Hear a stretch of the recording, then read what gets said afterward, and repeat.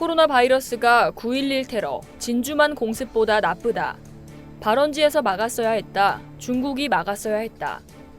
지난 5월 코로나 바이러스가 퍼지자 도널드 트럼프 미국 대통령이 중국 책임론을 강조하며 한 말입니다.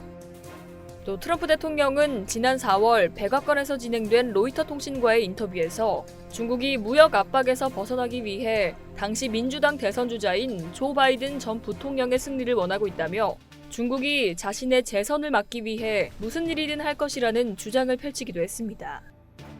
그래서일까요? 이번 2020년 미국 대통령 선거에서 조 바이든 민주당 당선인에 패배한 도널드 트럼프 미국 대통령이 퇴임 전 중국 때리기에 총력을 다할 수 있다는 전망이 나오고 있습니다.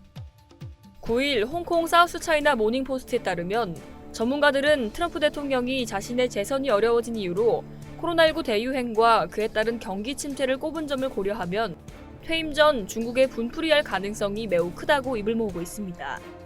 바이든 당선인의 취임일은 2021년 1월 20일입니다. 그 전까지는 트럼프 대통령이 행정부 수장으로서 모든 권력을 행사할 수 있습니다. 제품은 중국 전략연구소장 겸 전 국가안전보장회의 간부는 트럼프 대통령이 코로나19와 관련해 중국을 응징하겠다고 약속했다. 그게 무슨 뜻이겠냐며 중국에 대한 막판 징벌적 조치 가능성이 높다고 말했습니다. 이 역시 바이든 당선인의 향후 정책 방향을 방해하는 조치의 일환으로 전문가들은 분석했습니다.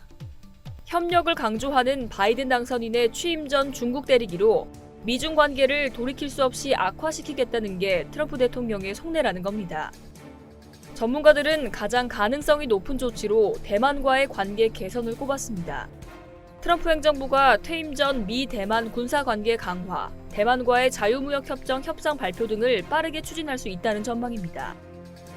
로이터 통신에 따르면 미 국방부가 지난 3일 대만에 대한 MQ-9 시가디언 공격용 무인기 판매를 승인했다고 보도했습니다. 6억 달러 규모 첨단 무기 판매는 도널드 트럼프 미 행정부에서 드론 기술 수출 정책이 완화된 이후 나온 첫 거래입니다.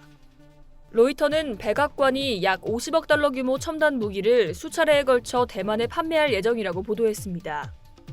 또 트럼프 대통령이 위구르족 인권 탄압을 문제 삼아 더 많은 공산당 간부들의 비자 신청을 거부하거나 2022년 베이징 동계올림픽에 미국 선수들의 출전을 금지할 수도 있다는 전망도 나오고 있습니다. 이상 여의도TV였습니다.